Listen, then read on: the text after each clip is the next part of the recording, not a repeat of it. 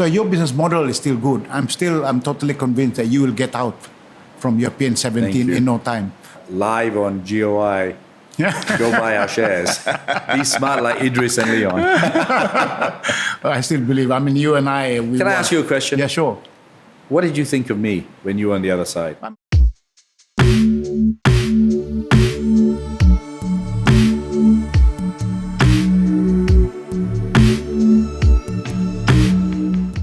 Welcome to the Game of Impossible podcast. My name is Leon. This is my dad, Idris Jala. We are a father-son podcast where we discuss all things transformation through the lens of business, leadership, sport, as well as faith.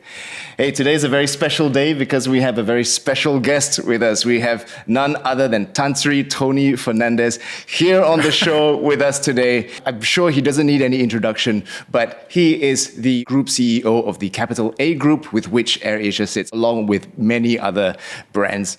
Dato Sri Tony, or Tony, can I call you Tony? Please call me Tony. Yeah. Great to be here. Great to be seeing Idris in a different context. Yeah. And great to meet you as well. Yeah, fantastic. And, have a nice chat just before coming on here. Yeah, and you I believe you said you were trying to be on a diet, and I'm so sorry for feeding you nasi lemak. So I will not. Toughest battle in my life. You know, me and your dad have had many battles together, externally. Yep. Nothing's come easy for either of us actually. But the toughest battle I've had is losing weight. I had this big drop down. You know, Nazir Razak. We were in Korea, and he was staying in my house, and I fell asleep, and he took a picture of me. My shirt was up there, my stomach was out. I looked pregnant, and he circulated it around the world, and that was the final straw. I needed to make sure. So I've lost 10 kilos. I need to lose another 10, but I'm stalled on that. Yeah. And people like you spoil me. I look at it, I'm saying, no, I'm not going to open it. But then it's like, eat me, Tony. And it was very nice. Yeah, I'm a pastor in a church, and my job is to help people not sin. Yeah. So I need to do some penance as well, Yes, for please do. helping you to stumble. Hail Mary 25 times. Yeah, well, we'll get into the work that you do, the corporate Tony. But before that, I think I want to know, who is Tony Fernandes? The Tony, no one's asked me that question. It's a great question. I love people. I love challenge. I'm a fighter by nature. I love to have fun. Music and sport are a very big part of my life. I got to do things. I want to retire. I've said it many, many times. It's like a broken record. I don't think anyone believes it, right? But I do. But I can never stop work. I want to do other things. I'm a capitalist. I believe in the market economy, but I believe that there should be a caring capitalist. Yes. Yes. What does that mean? Well, that means that there must be a safety net. I hold on to 3 principles. Good education. Everyone must have the ability to get educated. Now, that doesn't mean that I don't believe in private education. I think why penalize the state if someone has money to go and educate their kids? Leave more for those who need it. But make sure that there isn't a massive gap between the private and health as well. And these are basic needs, and housing. These are 3 things that are very dear to me. When I go to parts of Malaysia and I still see, whether it's in Sabah, whether it's in Pahang, wherever, people having substandard housing, I think it shouldn't happen in this day and age in Malaysia. And we have a good education budget. We should have great educational facilities. And health is there and thereabouts. So I think everyone should be responsible, make your money, but you shouldn't begrudge paying tax so that the common man benefits as well. You talk about having this desire to fight, this fighting spirit, and it seems like that is underpinned by a desire for change and transformation. You know, if you were to maybe look back, I wonder what was the first instance in your life where that became very much apparent for you? Wow, you're good, by the way. I'm trying to think back. Maybe football. Football. You know, maybe football when I started watching it on TV, and I wanted to be a good footballer, and I wasn't. So what do you do when you want to play football, you want to be one of the boys, but you don't have that talent? You go into goal, right? But it was boring being a goalkeeper. And so I just worked at it. I watched, I said, I'm going to be a good footballer. And you have to have some talent. I mean, you can't make yourself a great footballer if you don't have any. But I certainly, if I didn't put any effort in, I would have been bang average. I became, so that was where I believe that if you put your mind to something, you can do anything, right? So I went from bang average to pretty good. And even my father said, you're a good footballer. And he was just not capable of praising people. He went to boarding school when he was 5. He was devoid of emotion. He's a fantastic father, but it was not in his nature to say, well done, right? He would say, if you make it past the doorman of PJ Hilton, I'd be very happy. Well, my mother was completely opposite. I was like the most brilliant. I was Pele in her eyes. So that was the first challenge. Then going to England, I was the only kind of foreigner there. And one of the boys invited everyone to go home for the weekend and didn't invite me. And I didn't even think of racism or anything like that at that time. And it wasn't. He honestly thought that I didn't know how to use a knife and fork. And that I'd be embarrassed. He thought I lived in a tree house. So that's very kind of him. He thought you would be embarrassed, not that he would be embarrassed that he brought home a friend. So it became my challenge. I wanted to be head boy. I wanted to be the first Malaysian to be head boy. And then it goes on from there. But I think the desire to be a good sportsman was my first challenge. I loved music. My mother was an amazing musician. But I knew I didn't have that talent, and I didn't have that drive to want to be a great musician. I was okay, but I thought I could be a good sportsman, but I had to work at it. Yeah. And so I realized at an early stage, and a lot of Malaysians need to know this, nothing comes easy. We try to take the shortcut. All the time, people look for the shortcut. There is no easy way. There's no substitute for hard work. Luck plays a big part. I've had a lot of luck. And sometimes you say you make luck, sometimes you're given luck. It's a combination of both, right? You've got to be positive. But there's no substitute for hard work, hard, honest work. You need that baseline of hard work to be a foundation for when that lucky strike does hit. Correct. To be able to then sustain that Absolutely and scale correct. it. Absolutely correct. You talked a little bit about your parents earlier. How has their parenting kind of shaped you? Oh, massively. Sounds like they're two quite different personalities. Very opposite. My father was very studious. He did 3 degrees, I think. He started as an engineer, then became an architect, then became a doctor. You could say he never wanted to work, so he kept going to university. Professional student. Very indeed. left-wing in his opinions. Okay. He grew up he was Goan, but grew up in Calcutta, which was a Marxist state in India at that time. And my mother was from Malacca, a music teacher at Bukit Bintang Girls' School. All right. And then we have one behind the camera here, my mum as there well. we go, BBGS. Very special one breed. kind woman. Yes. We used to have another type of initial for there. Can't be put on this podcast, but obviously you know what the initials stood for. And then she got into Tupperware, and she did an incredible job. She was real inspiration to me. Tell us more about what your mom was doing in Tupperware. I've heard a lot about this. Yeah, so she was, she started as a dealer, right? Moved up very quickly. She could sell ice to an Eskimo. Really, and she loved the challenge, Right. If Tupperware had stock somewhere which they couldn't sell, she said, bring it over, and she would make, this is satay, kutupat, all kinds of things. And me and her would compose music, right? She was a motivator. Basically, she was a motivator. She would get all these women pumped up to sell Tupperware. And it was the most amazing experience in my life to see how you could get 500 housewives all trying to kill each other to be the queen of Tupperware. And my mum was a fantastic motivator. So she would write songs with me. I got a Tupper feeling up in my head. Sell more Tupperware, sell more Tupperware. And and this is where my love for aviation came. Right. Those days in Subang Airport, Subang is a very special place for me. That's why I made a big song and dance about going back there 23 years later. But Subang was a very different place. There was no terrorism and no security. You could just walk up, and there was 10 cents. You put the camera and you can look at all the people. You could wave. So my dad and me would come to the airport really early. We were plane spotters, embarrassing to admit, but we were plane spotters.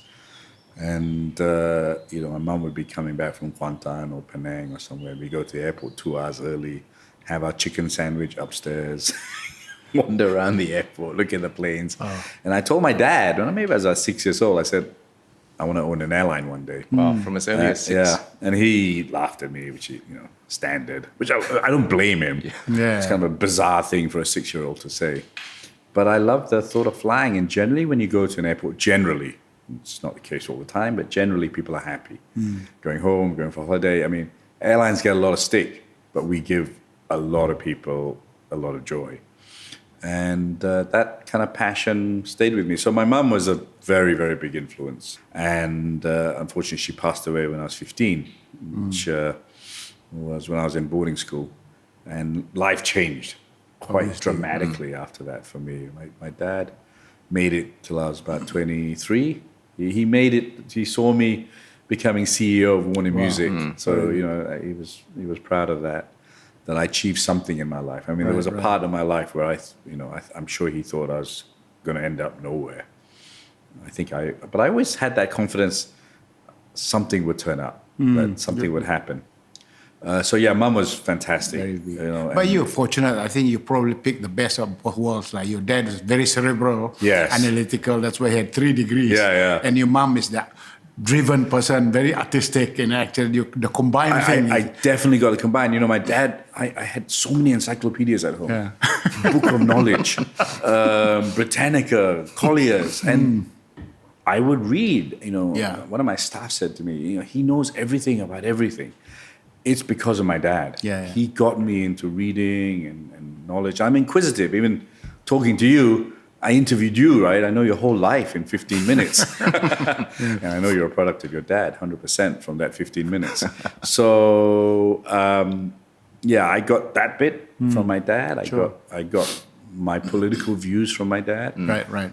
He never went into private medicine. Sure. He felt a doctor was there to serve. Okay. Yeah. Good for him. Yeah, and it was very funny. Just before he passed away, he said, "Can you buy me a clinic?" And I said, I thought you didn't want to do it. He said, I'm bored. No one's going to give me a job in the government, so I want to do something. So he called it Clinic Hope. And it was in Sungai BC. Wow. And my friends would call it, his friends would call it the Last Hope. And every month he was asking me for money. And I was like, what kind of clinic is this that you lose money every month? And so I sent my A&R director, Nasir Abu Qasim, the famous part Nasir is Nasir Lama, to say, could you go down and see what's happening in my dad's clinic? So we went down. 6 hours later, he came back. And he said, oh, your dad's great. He's got so many stories, etc. I said, hey, I sent you there to find out. He said, oh, he's giving everyone medicine for free. You were subsidizing it all. Yes, so there was a long line of people in Sungai BC going to the Clinic Hope, sponsored by Tony Fernandes. If people, everyone has influences. Sure. I've had many business influencers, teachers, but my biggest influence, I'm very proud to say, was my mom and dad. 100%. That's amazing. We talked about funny business practices, a clinic that loses money. Let's talk a little bit about your corporate life. Yeah. How did you go from being an accountant to then, did you have an idea that you would eventually go into the music industry and then into aviation? So I tell you a story, and I hope people hear this in the right way. When I was always ambitious. I always dreamt I wanted to own a fast food store. I was always thinking about business. I wanted to open a McDonald's kind of concept when I was young. A&W was there. And I thought, what if they squeezed it in and made it more economical and had a faster turnaround? So always in my mind, I loved business and I love sport.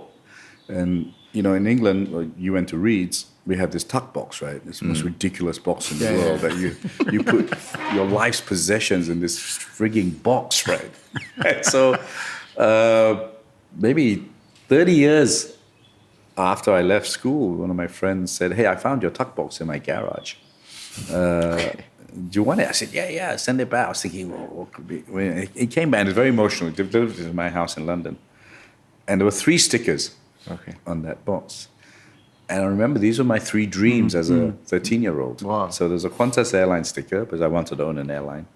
There was a Formula One car, because I loved motor racing, and West Ham United, which was my football club at the time. And inside the box was Electric Light Orchestra and ABBA cassette. I have to admit, I was listening to ABBA. And but they were original. I never bought a pirated CD. I always, from a very young age, felt piracy was wrong, that we were stealing from the artist. And those days, when I was 12 years old, it was harder to find an original. Exactly. You used to go to the record store and say, record this. For me, right? Love music. So, I kind of had my dreams. I didn't think I could be an entrepreneur, but I wanted to be. So I was supposed to be a doctor, which I told my parents in very spectacular fashion I wasn't going to be. I then failed my A-levels miserably. I went to America for a year, which was very informative. I worked from Boston down to Florida, took a Greyhound bus. I mean, it was such an idiotic thing. I looked at the map and thought, oh, that's not very far away. From Miami to San Francisco. 4 days later, I arrived in San Francisco and thought, what an idiot. And then went to Australia for a year, and then came back and thought I've achieved nothing in my life, apart from having some fun and learning a bit about the world, which was very informative, to be honest. I retook my A-levels. I worked as a waiter in a Cavendish hotel. And then my dad, who had virtually disowned me up to that point, said, okay, I'll pay for you to do accountancy. That was the last thing on my mind. The last thing to be an accountant. I mean, if you said this is the only career left, I still wouldn't have done it. So then what sustained you in doing that? I mean, it was either that or come back. Yeah. You had no choice. And I had no choice. So, it's Darwinism, survival of the fittest, right? So I went and did accountancy. I hated it so much. I passed everything first time, which was rare. And I became an accountant as an auditor. And my God, I'm looking at your amazing paintings. Being an auditor is 360 degrees different from that. There's zero creativity as a junior accountant, right? And the toughest job was filling out your timesheet. You have to fill up every 15 minutes. And I was, I was so bored. I didn't know what to do. So poor clients were being charged for things I never did. So after 6 months, I thought, this is not for me. I was a musician. I loved music. As I said, in my box was the 3 things, but inside was music. At school, people used to laugh at me how many records I had. All my pocket money was spent on music. And so I wrote to every record company, and they all told me to go fly kites, basically, except Virgin. Virgin offered me an interview. I went there. They also rejected me. Now, this is the greatest story of mine. As I was walking out of Virgin, Richard Branson was walking in. And so I thought, should I be a shy Malaysian and just smile at him? And, there was no selfies at those days. And just tell the world, I saw Richard Branson, or this is my chance. Now, I'm not religious, but I believe in fate. Someone up there puts things into somewhere, right?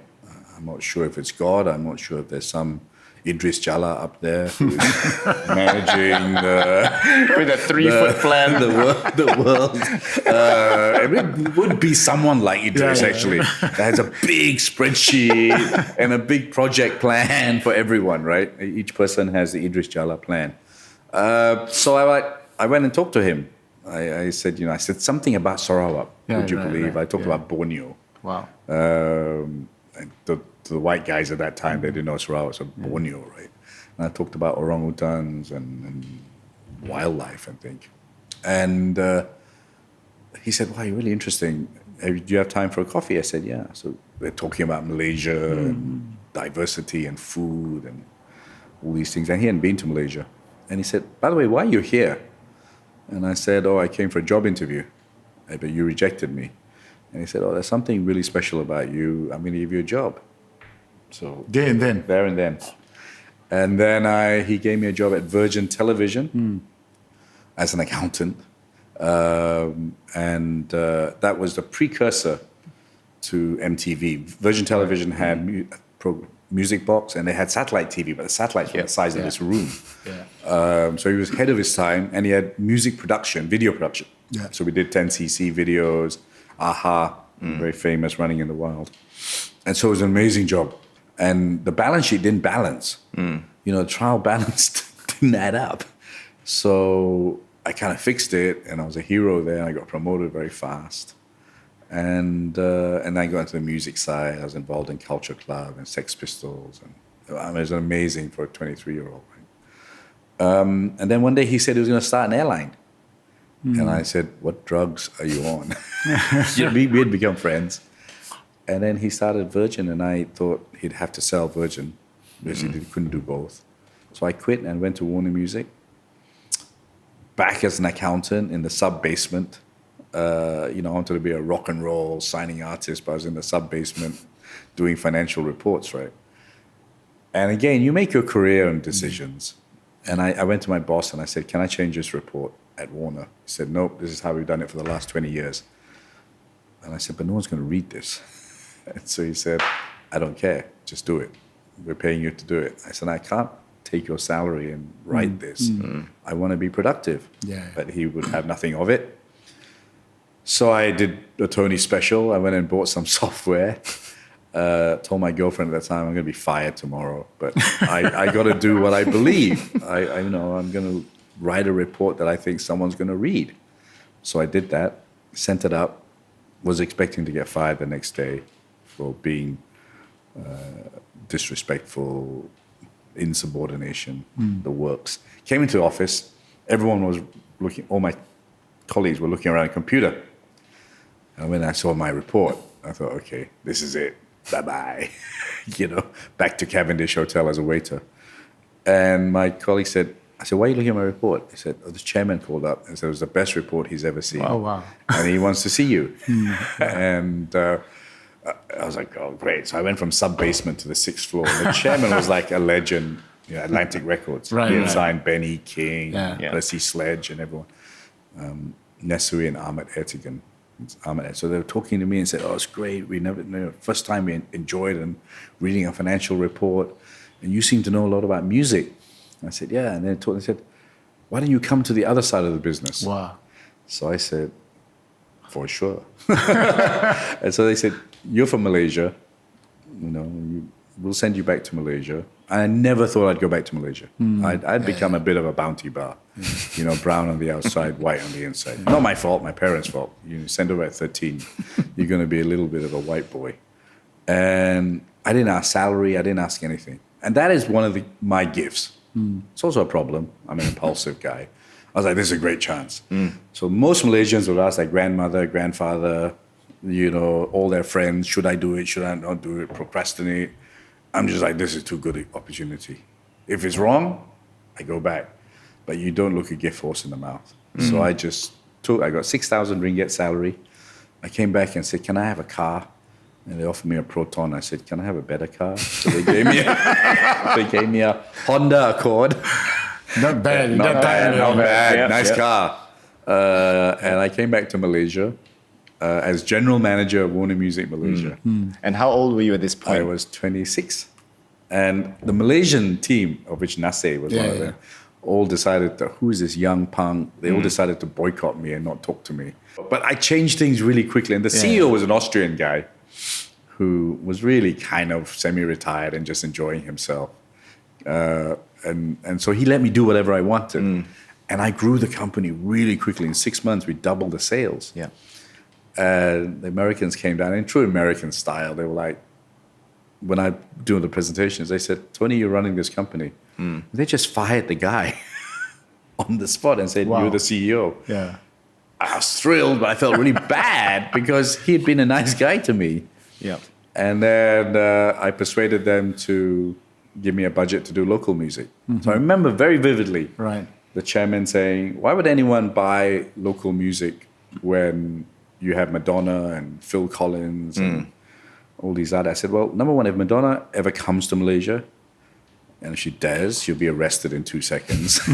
So, and people want to touch their stars. And I remember going to sign my first artist, which was Ella. And I went to Johor. And I was still a white boy. I still have elements of a white boy, by the way. And it was Pasir Gudang, and Ella came out. And she came out with a huge audience. And she came out, "Are you enjoy?" I went, that's not really good English. And everyone went, yeah! I thought, it works. Are you enjoy works? Welcome to Malaysia. Ella was a rock queen. Rock queen. Yeah. And then by the time I left Warner, 70% of our music was local. I had started dangdut, I had done nasyid. Interesting, actually. What did you see in nasyid? Yeah, just great music. And that's me. I mean, we waste our time on race, religion. It's so unproductive. And so, if you think about it, Warner Music at that time was very New York Jewish. Yeah. And I went out and signed a nasyid band. And so I've always been disruptive.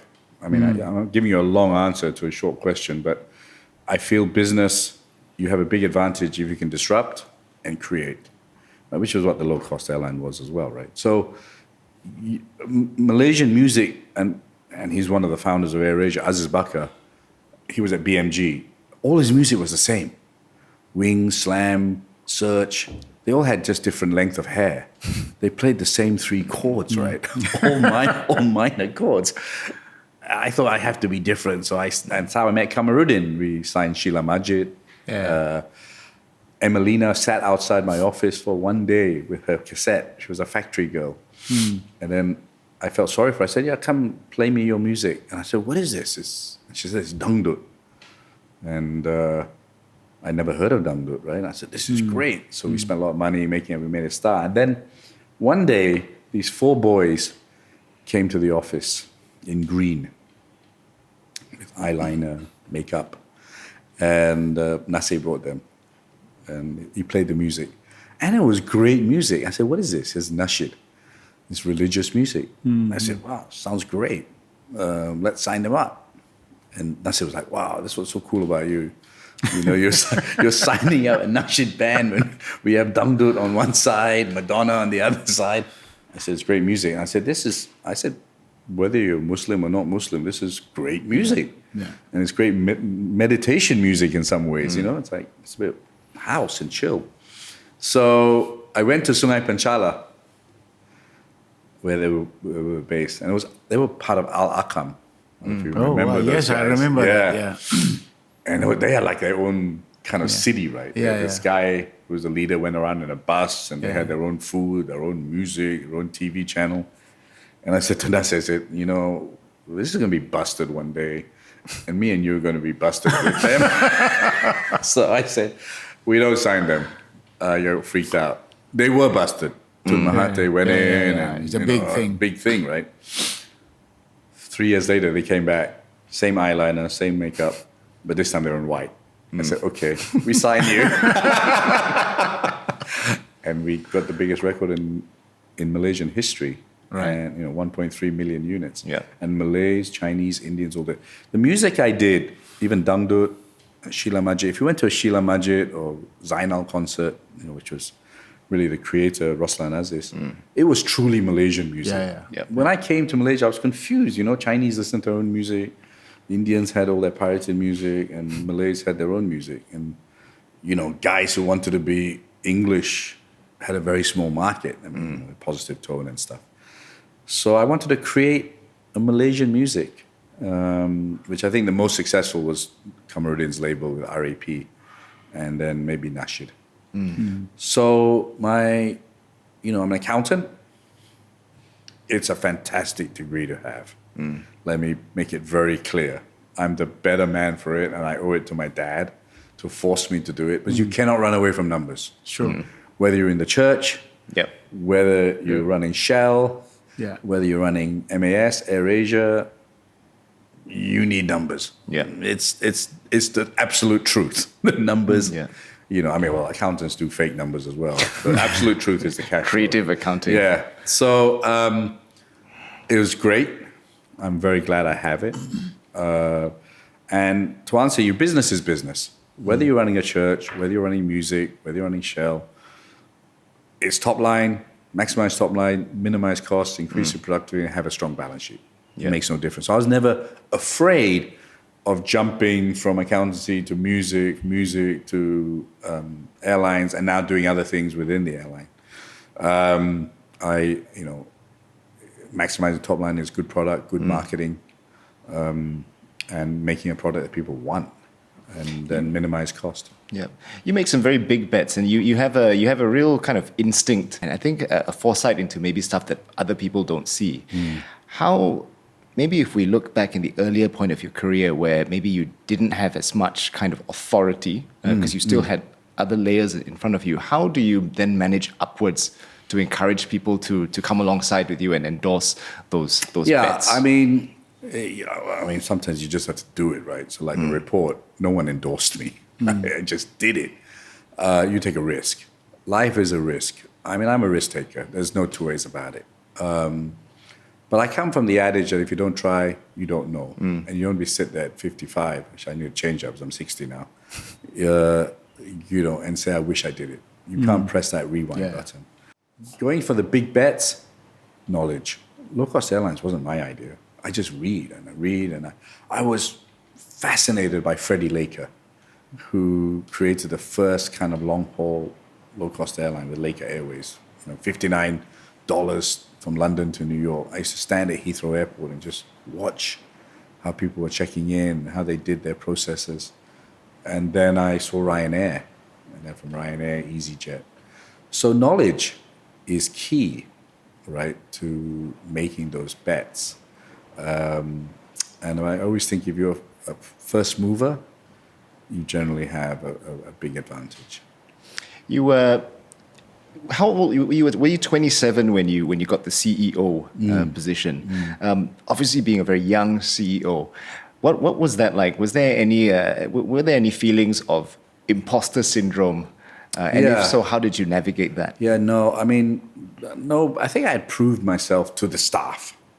Right. So you've got to earn the respect of your people first. So, and I continue that philosophy. We have very young CEOs in Capital A.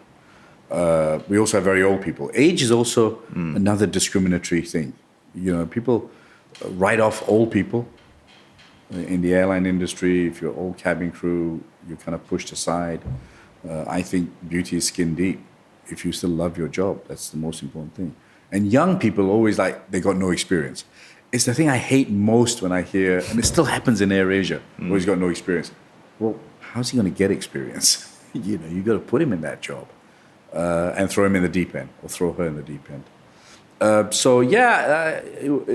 That wasn't difficult. What was difficult was my ego. That is, you think you can take over the world. You think, oh, okay, I'm ready for the next regional job. I want to be president of Warner Music. You're like, and rushing is where I think many people fall down. And I fell down. Yeah. And I remember in a typhoon being pulled by a big mentor of mine, Stephen Shrimpton, and said, Tony, you're going to go very, very far, but you're going to kill yourself because you're too aggressive. And he said, slow down. I know you believe that experience, but sometimes learning about people, learning to manage just takes a bit of time. And that was the best advice I ever got. So when you're too much in a rush, you sometimes take too big risks because you're out to prove yourself. So there is, I do believe age shouldn't be a problem. There is experience, and having a steady hand next to you is always worth it. Aside from having kind of mentor figures, how else can how can you maybe encourage other people to self-audit, especially I think in the area of, if it's managing an ego and you start to get some momentum, that only actually feeds into it feeds into it. You believe your own press. Yeah. That's what I always said at AirAsia. It was the best at learning for me. I say, you're only as good as tomorrow. No one cares what you did in the past.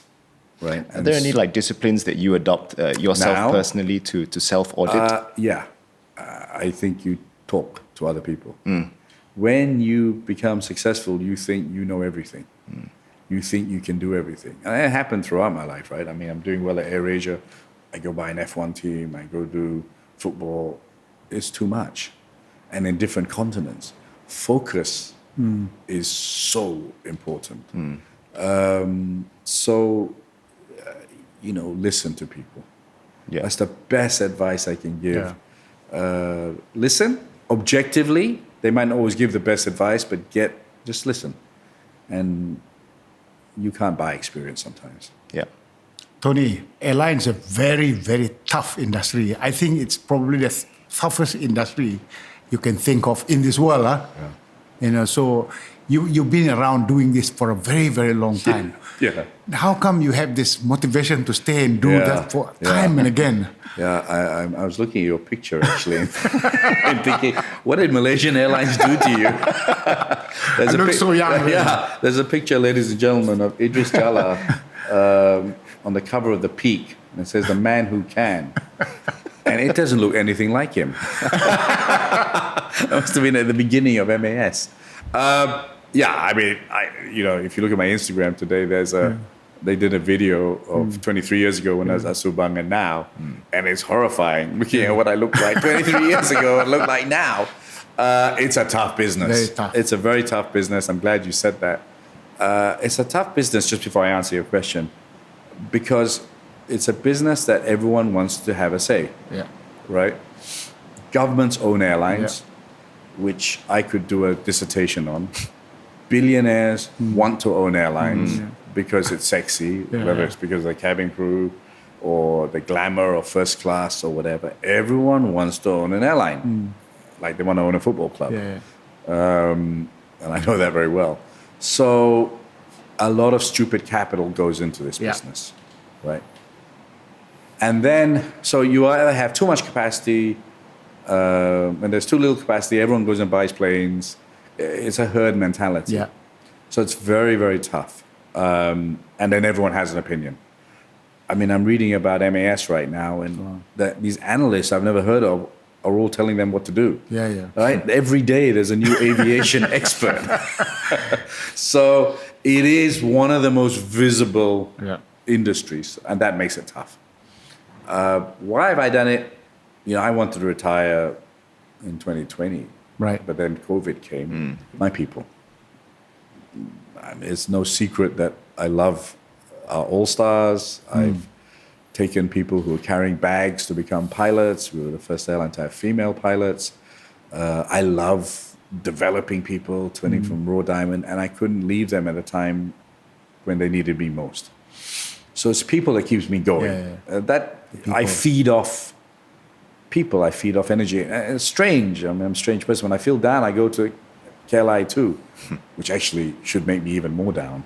Looking at the state of that airport. So during the COVID-19, you didn't get rid of any staff during that time? We did. You did we some? Did. We got rid of 2005. You did? Yeah, we had no choice. And tell me more about PN17 experience. Yeah, oh my God. Let me finish by the 2005 stuff. You just ruined my breakfast.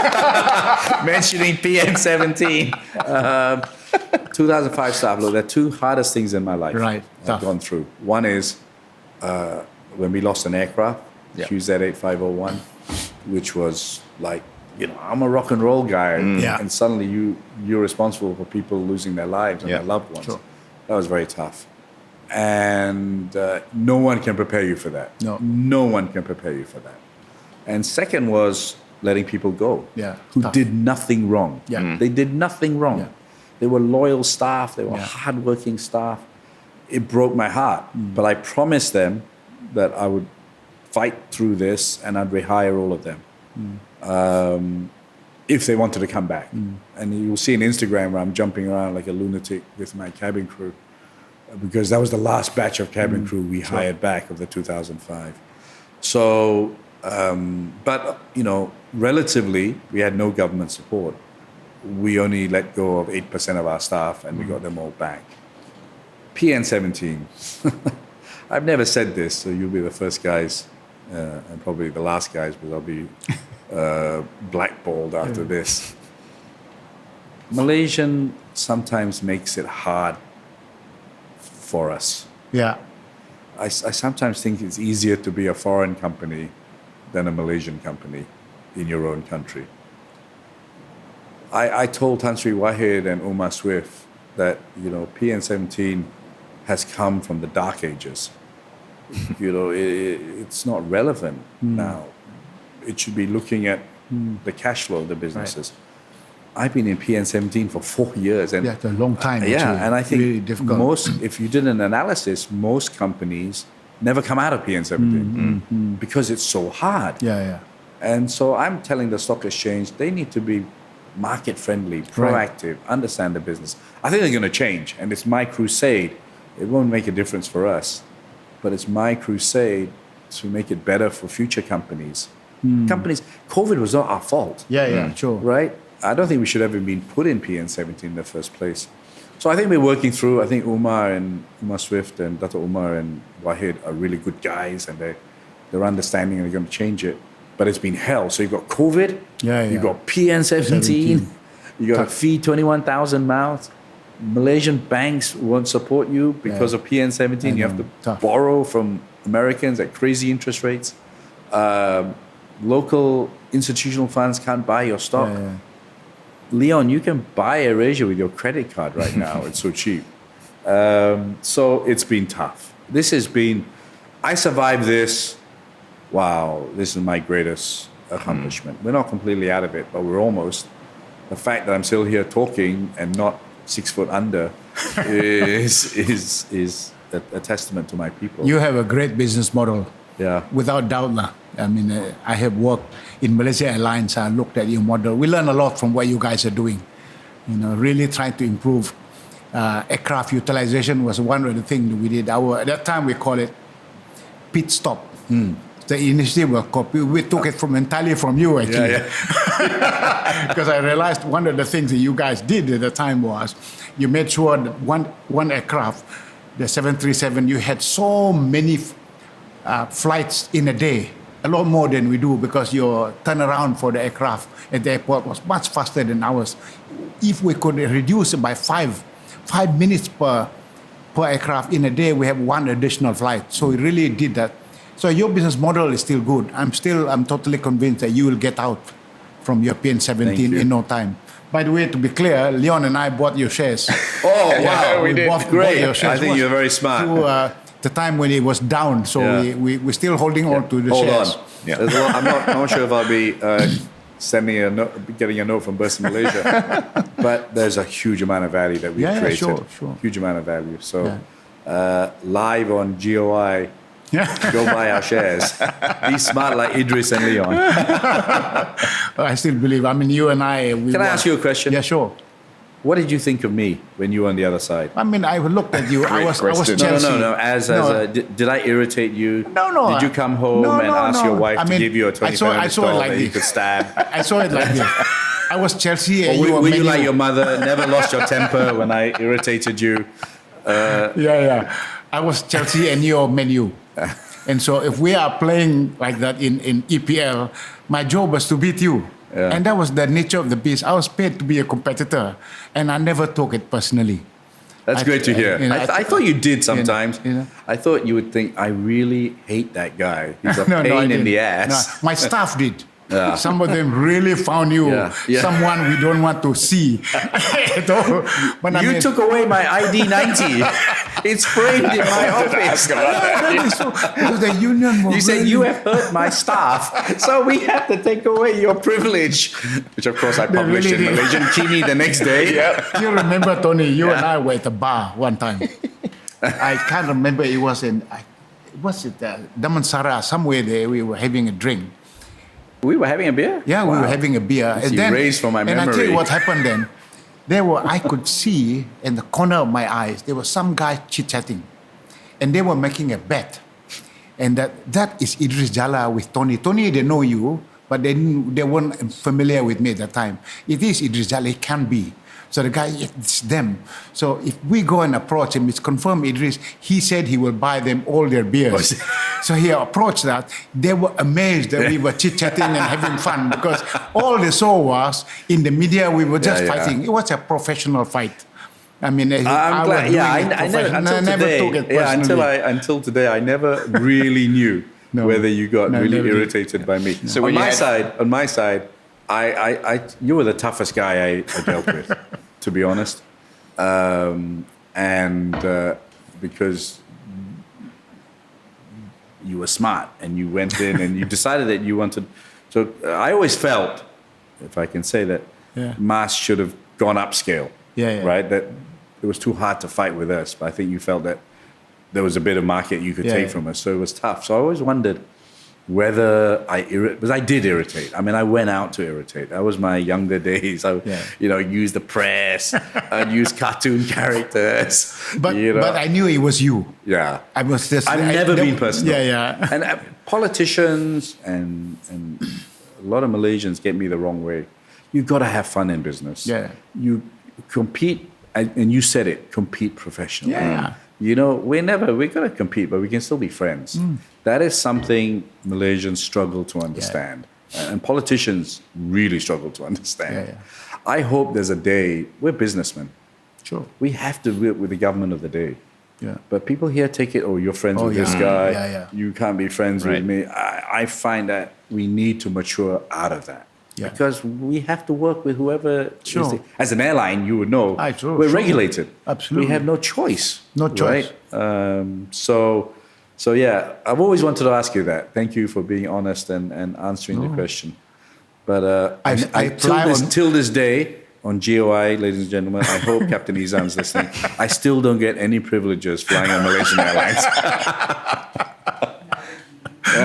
Neither do we. You don't? As a former CEO, you don't? No. Oh, well.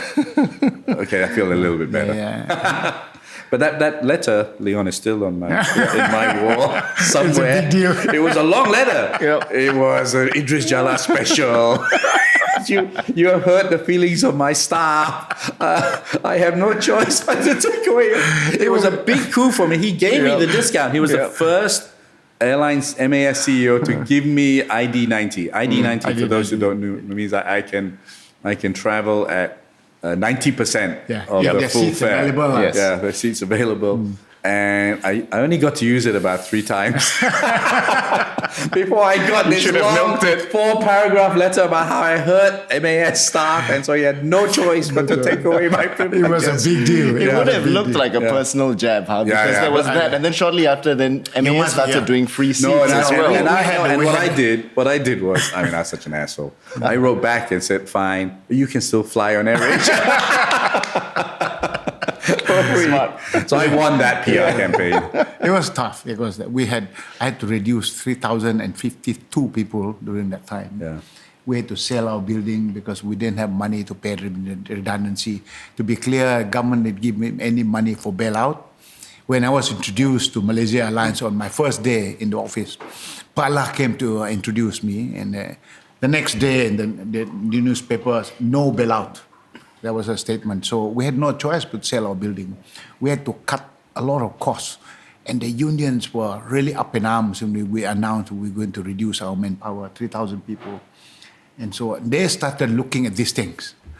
Tony is still having this ID90. And so everything, and that's why when I went there, I didn't drive a Mercedes car. I drove a Proton. Yeah. I made sure everybody in my management team had to downgrade from BMW or from Mercedes down to Proton. It was tough for them. They had to follow me to do it. But there were a lot of things of that nature that I had to do in order to make sure people allowed me to do the difficult things. Yeah. So I lectured twice in Harvard University, 2 times years to 2014. There's a guy there called Matti Linsky. He says this, and I remember clearly what he said. Transformational leadership is about disappointing people to allow you to do all the tough things. And so you have to do those things so that they allow you to do it. Otherwise, but they're still disappointed by you. I know, and we as Malaysians hate to disappoint. You know, and It's the especially problem when with we love politicians. Yeah. I mean, I you know, I'm saying probably things I shouldn't say, but we have to make some harder decisions in Malaysia. Absolutely. On subsidies. No choice. You know, I'm an old-fashioned believer. Well, it's not old-fashioned; it's new-fashioned. Productivity is still key. And we got to put money to the best use, whether it's an MAS, whether it's an AirAsia. We constantly have to make decisions that we kill pet projects or we kill pet routes because that money can go into better use. And On this podcast, I have said 3 things at separate times.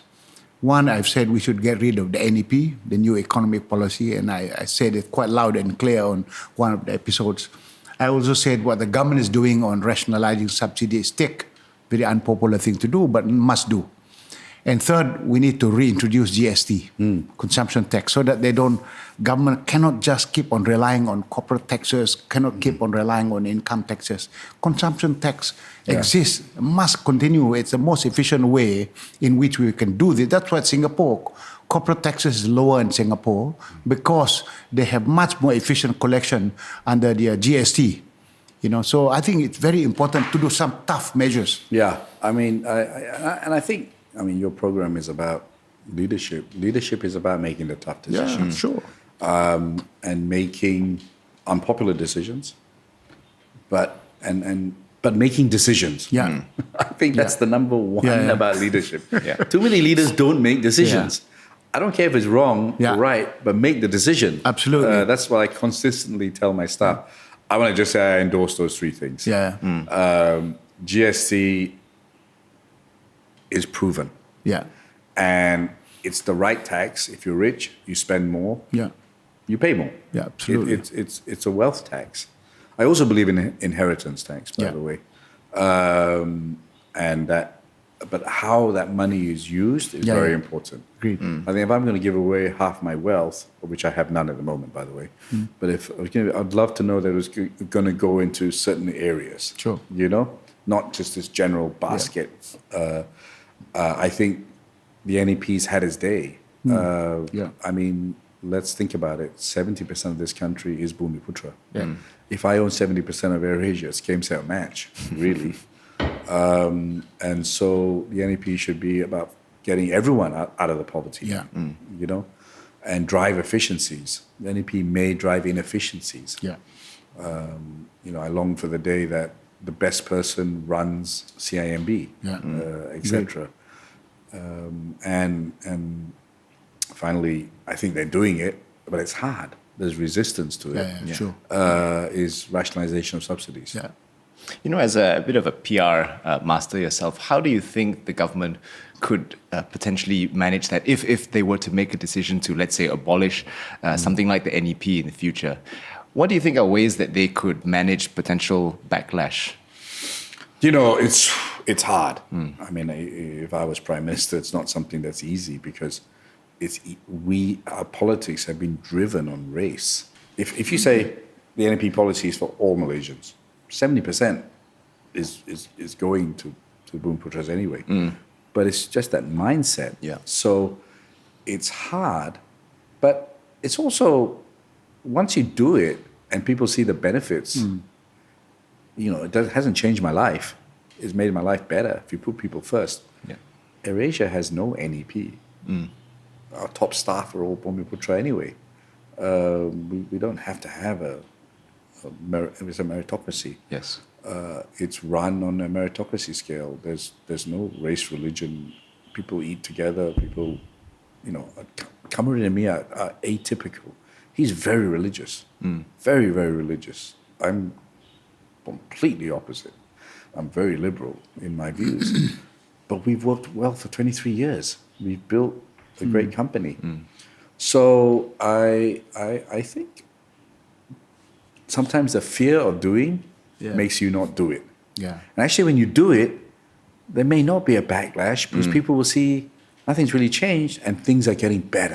Correct. Right? I think many, many years ago, we kept our diversity, but exposed in Indonesia and Thailand, you can't tell who's a Chinese, and their names are all confusing. They look kind of similar. And Chinese have still remained their identity, and the Thais and the Filipinos, but they're more assimilated. I'm not a believer in segregated schools. I think if all Malaysian kids could speak Malay, Chinese, and Tamil, what a country would we be? And I think diversity has caused us more problems than positives. I mean, in terms of segregation. Yeah. Tony, one of our episodes when I mentioned we get rid of the NEP, my suggestion was we don't get rid of the NEP by itself in isolation. We should replace with something. Oh, absolutely. And so what I said was this: when we get rid of it, we replace with an affirmative action for all the B40, regardless of race and religion. The poor Chinese, the poor Indians, the poor Ibans, the poor Kalabits, they all will need to have the social safety net, as you call it. So if we do that, that's the majority of the poor Bumiputra anyway. But I do not believe in affirmative action for the rich Bumiputra. That's the one we must get rid of. When I put it there, the comments, abundant comments from everybody in the social media and our responses, they're all positive. If this was a comment that the government need to think about, I think if you ask the question, what should we do if we were to address this elephant in the room to move it forward, we shouldn't get rid of it in isolation. We must not leave a vacuum there, replace with an affirmative action for all B40, regardless of race and religion. And if you do that, I think nobody in their right mind will really protest. They will be disappointed with you, but nonetheless, I think that is the door that we should go for. Yeah, I mean, Malaysia is a very complicated country. Was there a need for the NEP? Absolutely. Yeah, and I think at that time was right. In the same way that some industries need to be protected to get going. But like anything, these things need to be evolved. A second thing that I would like to add in your 3 points, I'd add a fourth one. Government shouldn't be involved in business. Sure. Right? There shouldn't be a GLC, in my view. We should, and there are different types of GLCs. Yeah. Some are quite independent, some are still very government controlled. But I believe that government should facilitate business. And that, they shouldn't own shares in the companies. They should, and they obviously will still own it through EPF, through PMB, etc. But should allow them to be driven by boards, strong boards, good management, and be free to make decisions. Sometimes when you have, right now I'm sure a lot of GLCs are kind of, oh, do I do this because leadership may change and then I'm stuck.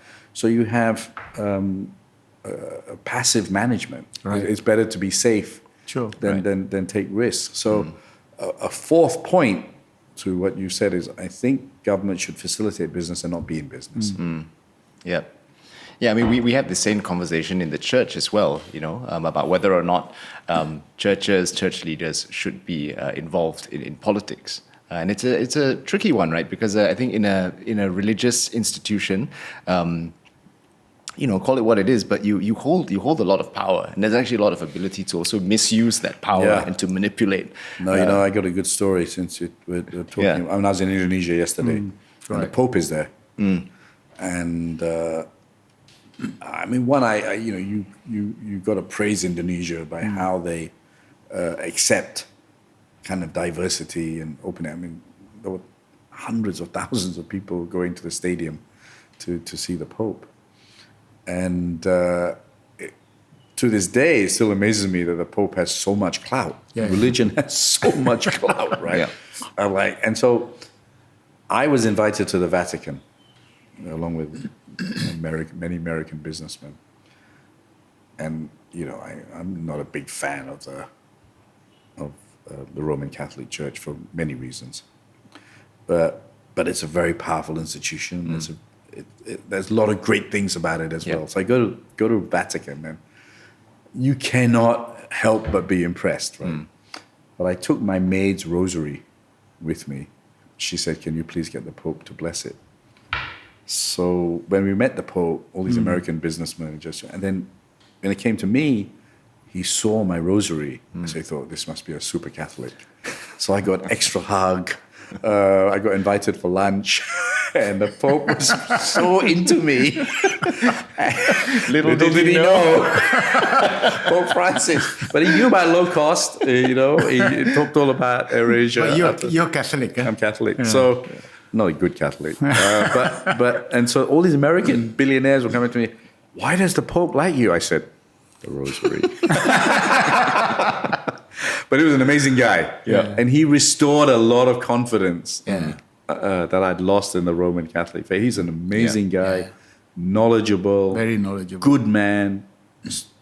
And that is leadership, by the way. Yeah. Not afraid Yeah. to say things that most of his congregation Yes. would disagree with. Yeah. To try and get them to have an alternative view. Correct. So if you talk about great leaders, I have the greatest respect for Pope Francis because he makes sense. Really key By the way, in the uniting church the church. is the most political organization in the world.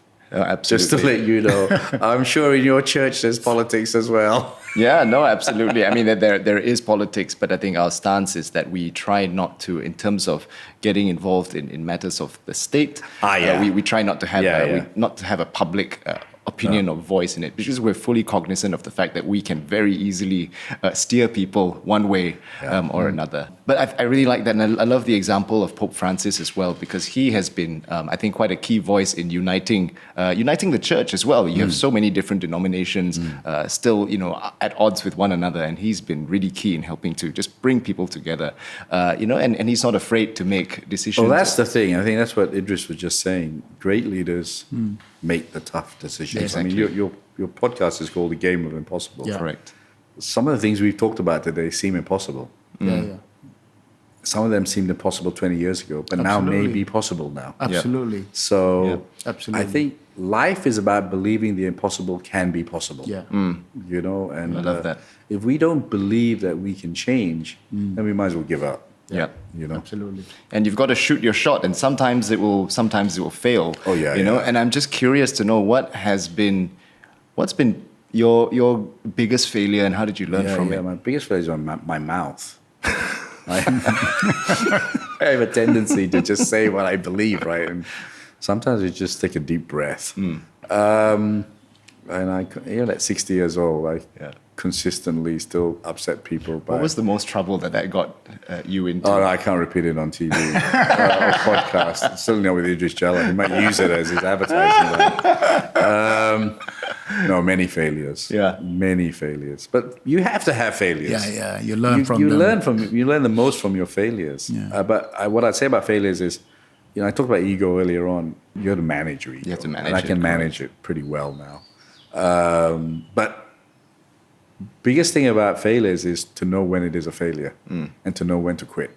Because your ego sometimes prevents you from, no, I'm right, you keep going. So my biggest failures have been when I think I carry on when I should have said, call it a day. Because you always, if you always feel you can turn it around, but sometimes you can't, and you just got to stick your hands up and say, I lost this. To your point on ego, I think in everything that we do, the real value is actually in being able to, whatever the goal, whatever the pursuit is, to see it as a legacy goal.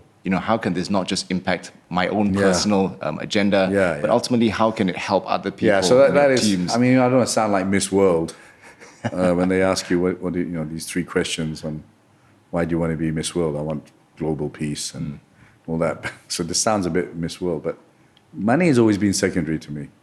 I mean, you wouldn't buy an F1 team or football if you were into money.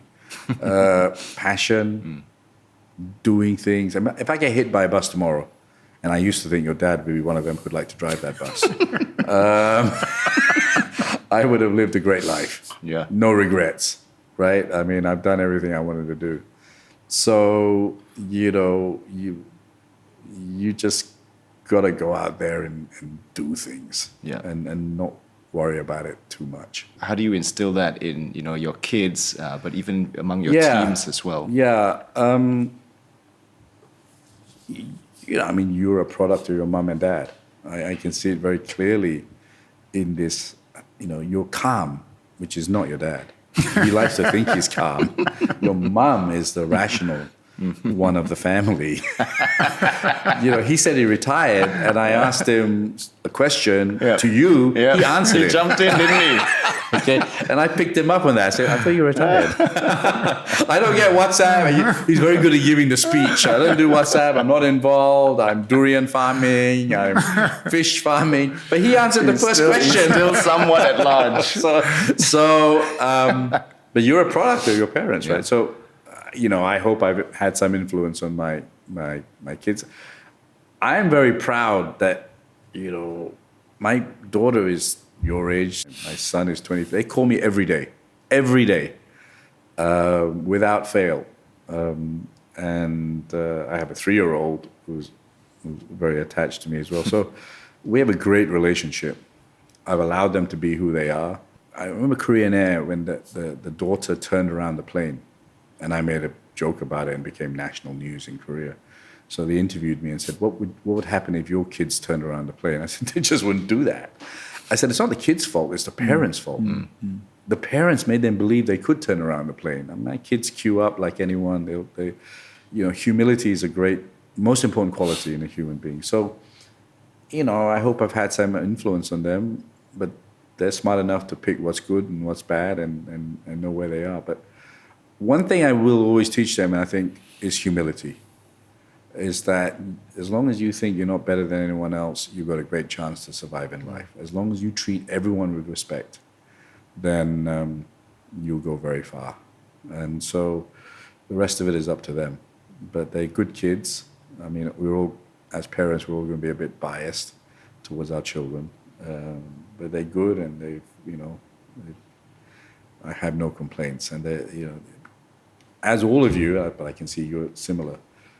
You all have your own lives, and you forget about your parents, right? But I can say that they don't. Not that I want them. I mean, if they did their own thing, they did their own thing. But they always will remember their dad and their mum, and so that's a good thing. And maybe to close, what's the biggest thing that you've learned from the next generation, from your kids, and even from your team? Creativity. My God, this generation is creative. You look at TikTok. And I go, another little funny answer. So a kid came up to me and said, can I take a photograph of you? I said, sure. I mean, people ask me all the time, right? It must have been about 10, 11. He took the picture, and then he said, you are Tony Fernandes. I said, yes. You are the famous TikTok star. I thought, oh my God. What happened to AirAsia? Tony Fernandes, the TikTok star. I need to do the intro one more time. TikTok star. I had nothing to do with TikTok. 2 of my young staff, 1 cabin crew, Filipino cabin crew, and my executive assistant at that time, Lim Benji, just started a TikTok without even asking me. Yeah. And they built it up to 500,000 followers, right? Amazing. So I think kids are super creative now. Yeah. I'm amazed at, my own daughter, 3-year-old, the knowledge that they have compared to what we have. I think this generation has the ability to dream much bigger than we did. And they do. They have much bigger aspirations. And I feel, again, the world is in a better place because when you think about this generation, they're less worried about the things that our generation worried about, race, religion, whatever. They're more assimilated. They care more about the world than we did. I really think they do, and they care about the right issues. So I find them maturer than I was at that age. I find them more creative, and I find them more caring. So I'm an optimist that they will correct some of the mistakes we've made along the way. I think Donald Trump's son will be a much nicer version of Donald Trump. Which one? The youngest. Just started college, I think, something like that. By the way, on Donald Trump, side issue. Go on. Leader. You got to hand it to him because he just is transparent. Leadership is being transparent. he just says it the way he says it. Not afraid to disappoint. Not afraid people. to say what he wants to say. Yeah. So you got to respect that.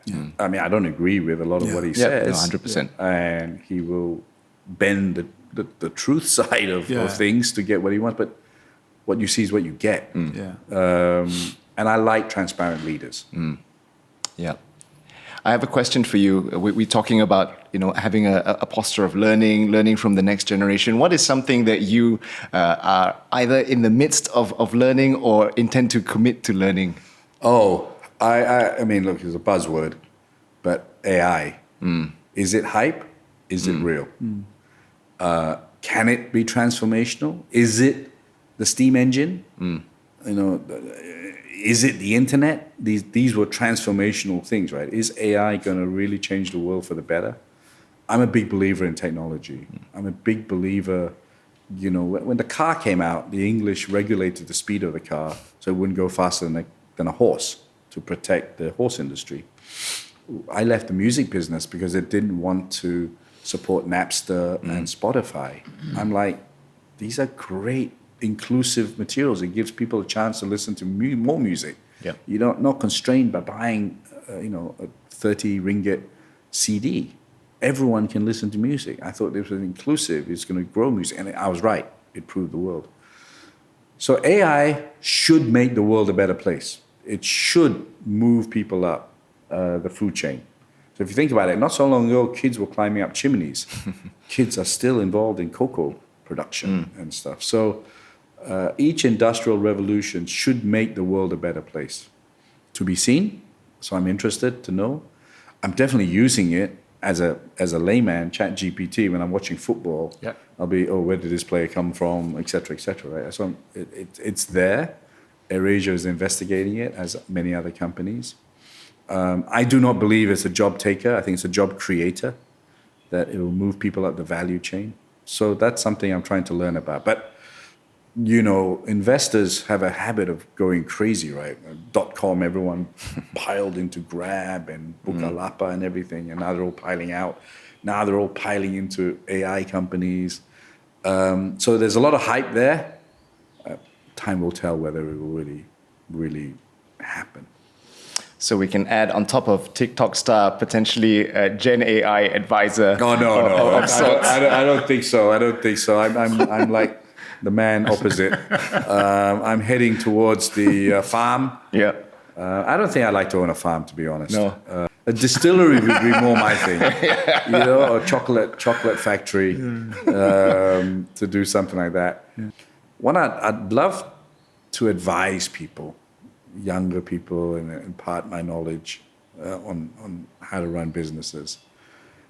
I really believe there's a model for low-cost hospitals. I really believe that there's a model for better quality education for slightly more money than the government, removing some of the pressures of the government.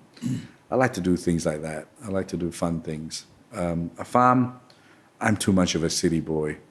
Though I have a nice house in Scotland with lots of land, and it was fantastic being there. But your dad has inspired me because he's enjoying his life much more, doing farming and advising people. So I long for that. But I could never retire. But I definitely, and if there's one reason to quit the airline business, I'm just going to always remember that peak photograph. Thank you very much. Well said. Thank you so much for it's being been a lot here. of fun. Thank you. Much more fun than I thought it was going to be. I thought it'd be a very hard, intense Idris Jala Harvard Management School program. It was a great conversation. You made it very easy. Thank you so much for being here. Congratulations to the Game of Impossible. Thank you so much for listening to yet another episode of Game of Impossible. Look, we do episodes every Friday at 6 a.m. So we encourage you, please subscribe if you haven't already. We are on YouTube as well as Spotify. If you like short form, we'll probably have quite a lot of interesting short form from today's conversation. You can follow us on IG as well as TikTok at The Game of Impossible. Hope you've had a great time with us. Thank you for joining, and we'll see you next week.